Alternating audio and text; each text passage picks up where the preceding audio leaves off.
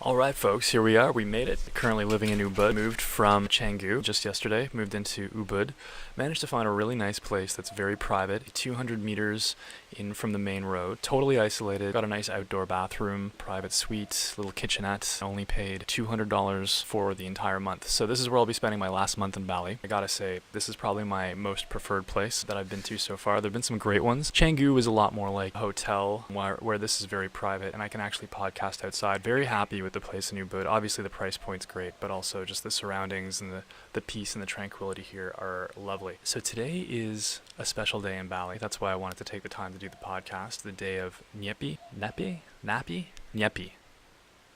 The unique once a year celebration. The tourists or the expats that I've spoken to describe it something like Christmas, but I'd say it's a lot more like Halloween. So about a month ago on Nusa Penida, they were starting to construct giant white paper mache sculptures. Lots of arms, no heads at that point, and big boobs.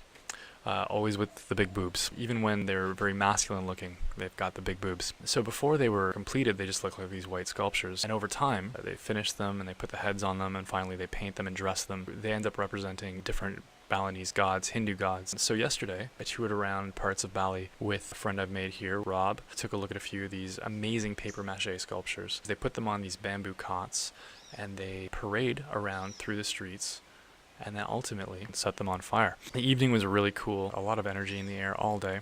These giant paper mache sculptures represent, as far as I understand, dark or evil gods. There's sort of an appreciation, the light and the dark gods, they're both relevant, they're both part of the continuum. The dark gods are not strictly evil, and the light gods are not strictly good.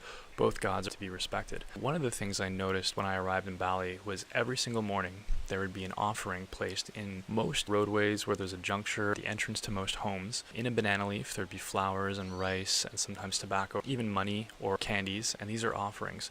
And apparently these are offerings to the evil spirits so that they will be abated or leave us alone. This celebration, as far as I understand, has to do with recognizing the evil spirits, banishing them from the streets. As they parade around, they're making a ton of noise, which I think is supposed to draw out the spirits. And they have these giant sculptures representing these dark spirits, and then they burn them at the end of the night. Now, they don't burn all of them last night. They'll burn, I think, other ones in the weeks to follow. And then Nyepi is today. It's a day of silence, and for many it's fasting, and it's crazy here. There is nothing going on. All the shops are closed, the beaches are empty, the airport is closed. Even now, I'm keeping my voice low because we're not supposed to talk, and so I thought today would be a great day to do the podcast, and I wanted to show you guys a little bit about the parade from last night, which was really cool. And towards the end of the parade, they asked myself and Rob to help carry one of the cots. Clearly getting tired, and I don't blame them. It's a really long tour. They take these giant sculptures around. Even though they're paper mache, it's still properly heavy. So Rob and I both got involved. Towards the end, we're doing almost all the lifting and got it across the finish line. It was a really cool day. The energy in the air.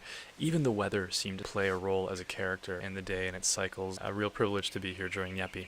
So now I'm in Ubud, here for only 3 days before I take off to Malaysia. I'm going to Kuala Lumpur. I'll be visiting Max, whom some of you may know from Felina's. Interesting story with Max. So before I left for Bali back in January, Max had approached me and said, hey, I'm going to be in Kuala Lumpur in March. He asked me to join him in Kuala Lumpur, and I thought, yeah, maybe, probably.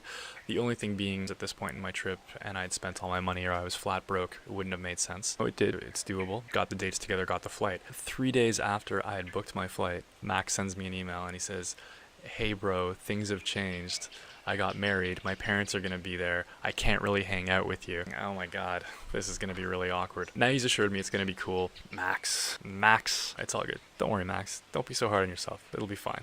You're forgiven. I've also made a few friends here that are over in Kuala Lumpur during that time, so I'll definitely be hanging out with them. I'm hoping I can hang out with Max. Congratulations, by the way, Max, on the marriage. And maybe get to meet Max's parents. That should be interesting. I'm going to try to keep myself occupied and get out of the house so that I'm not in the way while they visit the newlyweds. Looking forward to it. So I'm there for 3 days, and then I come back to Bali for my final 3.5 weeks. One other thing to add, I agreed to do advertisement promotional video for a local spa. It's run by a woman named Deborah from Australia. She had Rob myself, and a few of her guests. She also runs a homestay, so a few of her guests over for dinner. And they took great interest in the fact that I used to be an animator and that I'm doing films. And I showed them some of the previous films that I've done in one of the podcasts. They seemed very interested. They wanted to get an ad for their spa done, so I've agreed to do that. We did all the filming about 3 days ago, and I'm going to be cutting it and doing some graphics for it over the next few days. So even though it's not really part of my vacation video group, I'll include that and show that off to you guys as well. Really happy with how the shoot went, and might be the start of moving into more commissions for short films, be it for corporate or advertisements, online ads. We'll see. That's not really the direction that I see myself going in,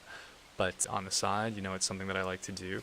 The experience was really positive. I really noticed, as I was trying to do certain things and work on the clock and in a context where I'm not just shooting for myself and I do have people assisting me, the amount of knowledge that I've accumulated since filming in Bali really paid off, and I really started to notice, oh wow, okay, yeah, I know the answers to these questions. I know what I have to do. I know what lens to use. I know why that's not working. It's a good experience overall. All right, guys, I'm going to leave it there for now, wrap it up, and we'll talk to you soon.